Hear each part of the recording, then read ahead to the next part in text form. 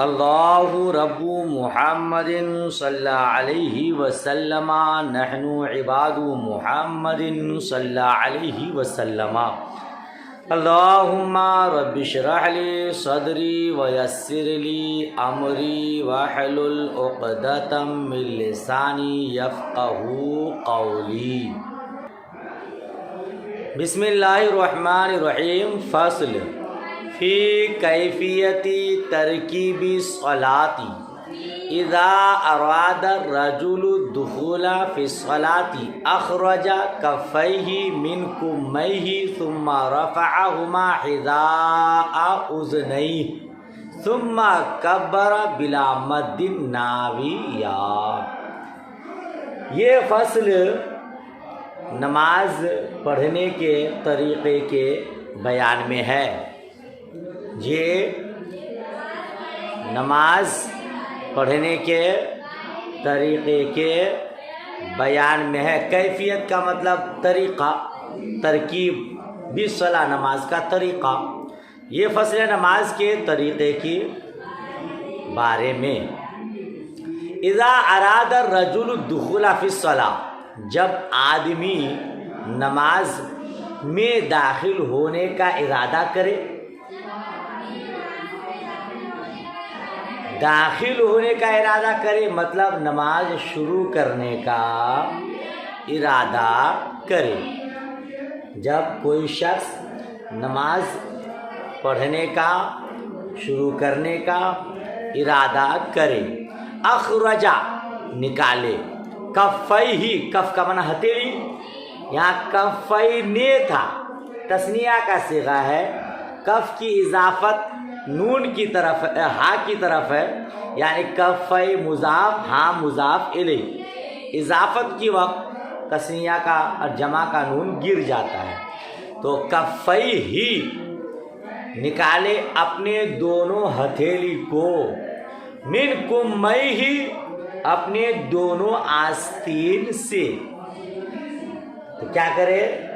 اپنے ہاتھوں کو آستینوں سے باہر نکالے، ثم رفعہما، پھر ان دونوں کو بلند کرے، پھر ان دونوں کو حذاء اذنیہ، اپنے دونوں کانوں کے برابر، اپنے دونوں کانوں کے برابر، ثم کبر بلا مد ناویا، پھر نماز کی نیت کرتے ہوئے بغیر مد کے تکبیر تحریمہ کہے۔ ناوین کا معنی ہوا نیت کرتے ہوئے، نماز کی نیت کرتے ہوئے بغیر مد کے تکبیر تحریمہ کہے۔ آپ نماز پڑھتے ہیں، یہ ہم مردوں کا طریقہ ہے۔ اذا اراد الرجل کہا، جب آدمی مرد نماز پڑھنے کا ارادہ کرے، شروع کرنے کا ارادہ کرے، تو کیا کرے؟ اپنے دونوں ہتھیلیوں کو اپنے آستین سے نکالے، یعنی اگر آستین لمبی ہے کہ ہاتھ چھپ جاتا ہے تو ہاتھوں کو آستینوں سے باہر نکالے، پھر اس کو اپنے دونوں کانوں تک لے جائے اور اللہ اکبر کہتے ہوئے ہاتھ ناف کے نیچے باندھ لے۔ بغیر مد کا مطلب اللہ اکبر کوئی نہ کہے، یا پھر اللہ اکبار کوئی نہ کہے، الف کو کھینچے بغیر، ہے نا۔ اگر کوئی اللہ اکبر کہتا ہے یا اللہ اکبار کہتا ہے تو فقہائے کرام فرماتے اس کی نماز شروع ہی نہیں ہوگی۔ سمجھ شریف بات آ گئی، صفحہ پلٹیے۔ آگے کیا؟ وَيَصِيحُ الشُّرُوعُ بِكُلِّ ذِكْرٍ خَالِصٍ لِلَّهِ تَعَالَى كَسُبْحَانَ اللَّهِ، ہے نا۔ یصیح کا معنی صحیح ہے، وَيَصِيحُ الشُّرُوعُ بِكُلِّ ذِكْرٍ خَالِصٍ لِلَّهِ تَعَالَى، کیا ترجمہ کریں گے؟ ہر اس ذکر سے نماز شروع کرنا صحیح ہے جو اللہ تعالیٰ کے لیے خالص ہو۔ جو اللہ تعالیٰ کے لیے مثال دیا کا سبحان اللہ، جیسا کہ سبحان اللہ، سبحان مطلب ہم لوگ نماز شروع کرتے وقت اللہ اکبر کہتے ہیں نا، اس کے لیے یہاں مسئلہ بتا رہے ہیں کہ صرف اللہ اکبر ہی سے نماز شروع کرنا کوئی ضروری نہیں ہے، بلکہ ہر اس ذکر سے شروع کرنا ہے نا۔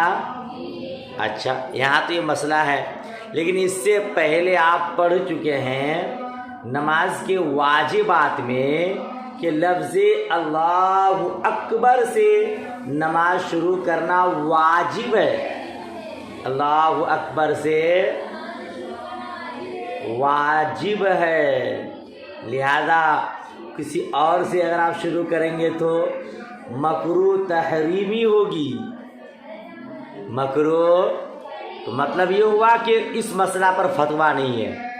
نماز کے واجبات میں ہم نے پڑھا کہ اللہ اکبر اتنا کہنا واجب ہے، وبالفارسیتی ان عجز عن العربیتی، اور فارسی سے شروع کرنا جائز ہے اگر عربی سے عاجز ہو۔ بولیے، اگر عربی سے عاجز، عربی پر قادر نہیں ہے، عربی نہیں بول سکتا ہے، فارسی آدمی ہے تو فارسی زبان میں بھی شروع کر سکتا ہے، اردو میں بھی کر سکتے ہیں۔ ابھی لوگ کیا نیت کرتے ہیں؟ نیت کی میں نے 2 رکعت نماز فجر کی، ایسا بولتے ہیں نا، تو کر سکتے ہیں۔ وَإِنْ قَدَرَ لَا يَصِحُ شُرُوعُهُ بِالْفَارَسِيَّةِ، اور اگر قادر ہو یعنی عربی بول سکتا ہو تو لا يصح شروع بالفارسیہ، فارسی زبان میں شروع کرنا صحیح نہیں ہے۔ اگر قادر ہے تو فارسی زبان میں نماز شروع کرنا صحیح نہیں ہے۔ ولا قراءته بها فی الاصح، اور فارسی زبان میں قرات بھی صحیح نہیں ہے۔ ولا قراءت بها، ہا کا مرجع فارسیہ، فارسی زبان میں قرات کرنا صحیح نہیں ہے۔ فی الاصح، اصح قول کے مطابق زیادہ صحیح قول یہ ہے کہ فارسی زبان میں قرات صحیح نہیں ہے۔ اے بھائی، ہماری اردو زبان کو کوئی انگلش میں بولتے ہیں، کوئی عربی میں بولتے ہیں، اور جن کو فارسی آتی ہے وہ فارسی میں بولتے ہیں۔ اب کوئی عربی کا ترجمہ فارسی میں کرے اور اسی کو فارسی میں قرات کرے تو نماز صحیح ہوگی؟ نہیں ہوگی۔ زیادہ صحیح قول یہی ہے۔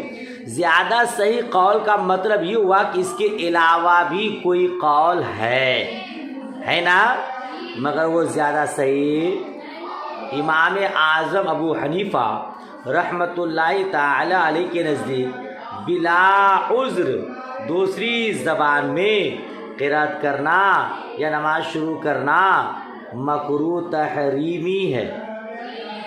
امام اعظم ابو حنیفہ رحمۃ اللہ علیہ پہلے فارسی زبان میں قرات کو جائز قرار دیتے تھے۔ نور الانوار میں آپ پڑھیں گے، ایک عذر تھا، عذر یہ تھا آپ کے نزدیک کہ عربی زبان اتنی معجز ہے، اتنی بلیغ ہے، اتنی فصاحت سے لبریز ہے، اس کے ردیف قافیہ اتنے مزیدار ہے کہ کوئی عربی قرات شروع کر دے تو اسی میں کھو جائے اور اللہ کی بارگاہ میں حضوری، حاضری، خشوع و خضوع نہ پایا جائے۔ اس وجہ سے آپ کہتے کہ فارسی زبان میں قرات جائز ہے، لیکن بعد میں آپ نے اس سے رجوع کر لیا۔ آج اگر کوئی قرات کرتا ہے فارسی میں تو پھر صحیح نہیں ہے۔ ثم وضع یمینہ علی یساری تحت سرۃ عقب التحریمۃ بلا مہلۃ، ہیں آپ لوگ. سما کا معنی پھر, وضع کا معنی رکھے, یمینہو کا معنی اپنا داہنا ہاتھ, علی یساری اپنے بائیں ہاتھ پر. تو پھر اپنے داہنے ہاتھ کو بائیں ہاتھ پر رکھے. تحت سرتی, تحت کا معنی نیچے, سرہ کا معنی ناف, اپنے ناف کے نیچے. عقب تحریمتی بلا مہلتن, عقبہ کا معنی پیچھے, بعد, تحریمہ کے بعد, بلا مہلتن بغیر کسی مہلت کے, یعنی فوراً. پھر اپنے دائیں ہاتھ کو اپنے بائیں ہاتھ پر رکھے, ناف کے نیچے, تحریمہ کے بعد فوراً. ٹھیک ہے. مستفتحن, نماز شروع کرتے ہوئے, نماز شروع کرتے ہوئے, یعنی تکبیر تحریمہ کریں گے نا تو نماز شروع کرتے وقت ایسا ہی کریں گے. وَهُوَ أَن يَقُولَ سُبْحَانَكَ اللَّهُمَّ وَبِحَمْدِكَ وَتَبَارَكَ اسْمُكَ وَتَعَالَى جَدُّكَ وَلَا إِلَٰهَ غَيْرُكَ. نہیں, مستفتحن کا معنی پیچھے سے نہیں ہے, توبہ توبہ. مستفتحن کا تعلق آگے سے ہے.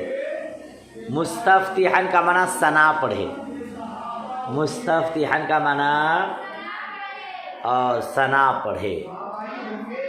وَهُوَ أَن يَقُولَ, اب ثنا کیا ہے؟ کہتے ہیں وَهُوَ أَن يَقُولَ, اور وہ یہ کہنا ہے سبحانک اللہم وبحمدک وتبارک اسمک وتعالی جدک ولا الہ غیرک. کیا معنی اس کا؟ اے اللہ تو پاک ہے.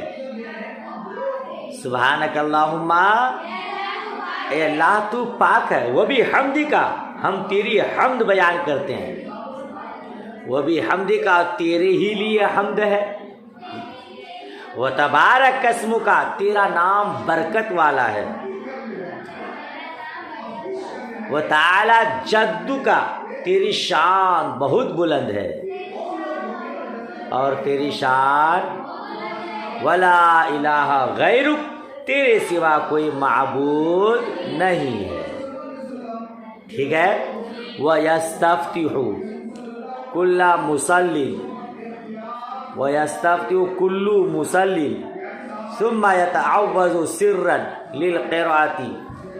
کہتے ہیں وَيَسْتَفْتِحُ كُلُّ مُصَلٍّ, ہر نمازی ثنا پڑھے, ہر نمازی ثنا پڑھے. پھر آہستہ سے تعوذ پڑھے, للقراءۃ, قرات کرنے کے لیے. پھر قرات کرنے کے لیے آہستہ سے تعوذ پڑھے, یعنی اعوذ باللہ من الشیطان الرجیم پڑھے. فیأتی بہ المسبوق للمقتدی. اب دیکھیے دوسری بات, فیأتی بہ المسبوق للمقتدی.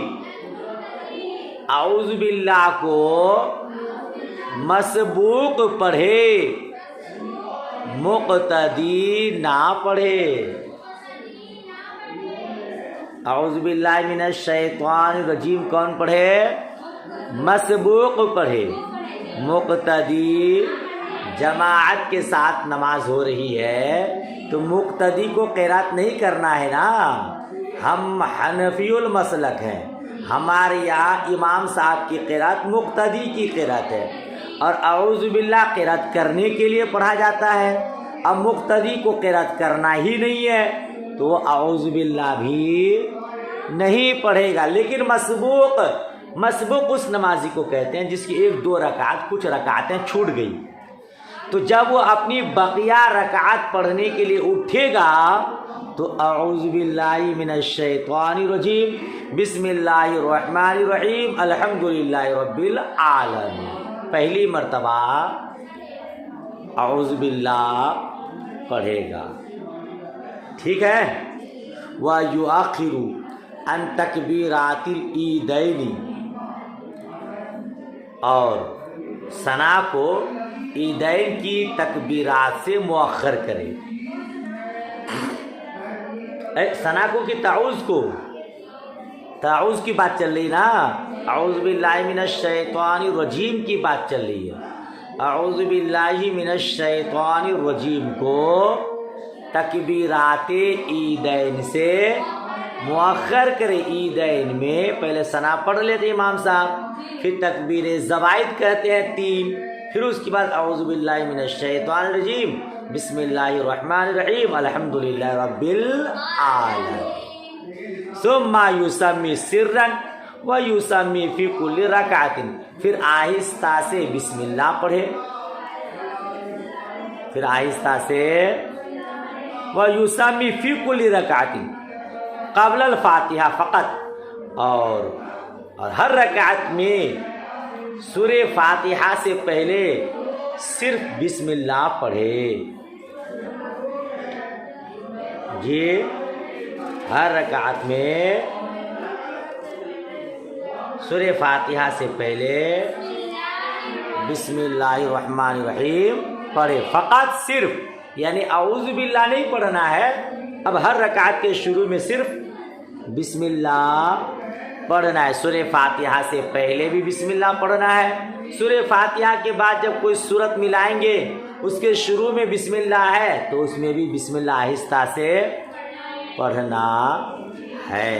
ثم قرأ الفاتحہ، پھر سورہ فاتحہ پڑھے، پھر سورہ وَأَمَّنَ الْإِمَامُ وَالْمَأْمُومُ سِرًّا، پھر امام اور مقتدی آہستہ سے آمین کہے.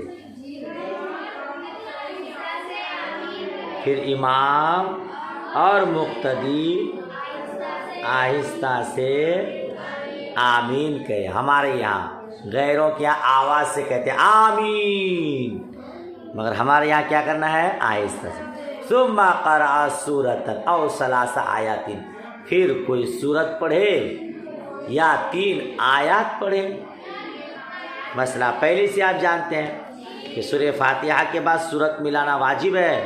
سورت ملائے یا کوئی 3 آیت پڑھے یا ایک بڑی آیت جو 3 آیات کے مقدار ہو وہ پڑھے. پھر کیا کرے؟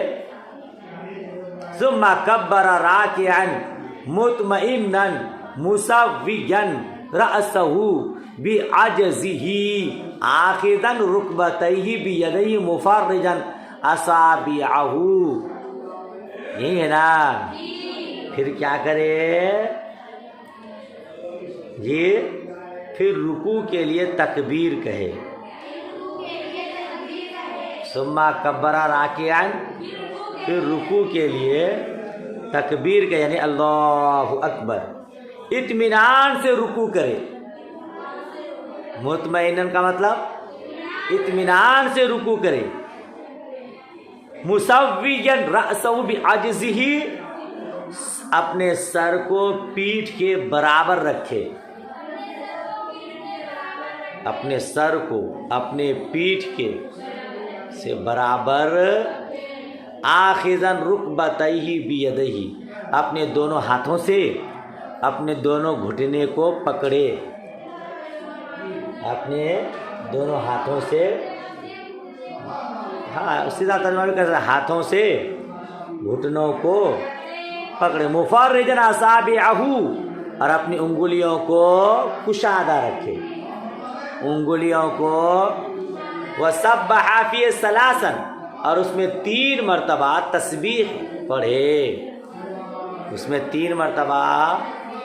وذالک ادناہ، اور یہ اس کا ادنا درجہ ہے، یعنی کم سے کم 3 مرتبہ پڑھنا ہے. زیادہ کی کوئی قید نہیں ہے. آپ محترمات بہت اچھے سے نماز ادا کرتے ہیں تو آپ 100 مرتبہ بھی تسبیح پڑھیے، 101 مرتبہ پڑھیے. ہاں بے جوڑ ہو تو اچھا ہے نا. آپ کہتے ہیں کہ گنتی کیسے معلوم کریں؟ کوئی ضروری نہیں، لا تعداد پڑھتے رہیے. بہت دیر تک رکوع کیجیے، بہت دیر تک سجدہ کیجیے، اتنا ہی زیادہ ثواب ملے گا. ثم رفع رأسہ واطمأن قائلا سمع اللہ لمن حمدہ ربنا لک الحمد، او اماما او منفردا. پھر اپنے سر کو اٹھائے.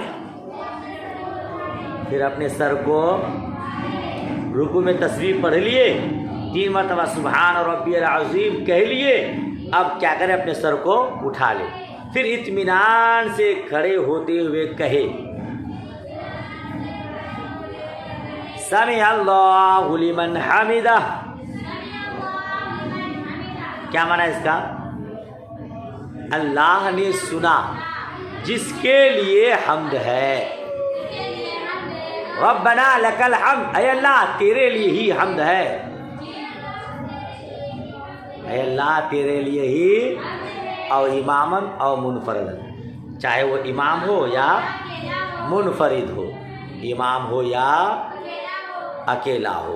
امام صاحب بھی کہیں گے، اکیلا آدمی بھی، لیکن کیا ہے کہ امام صاحب کہیں تو بھی چلے گا، نہیں کہیں گے تو بھی چلے گا۔ مقتدی کہے ربنا ولکل، والمقتدی یکتفی بالتحمید۔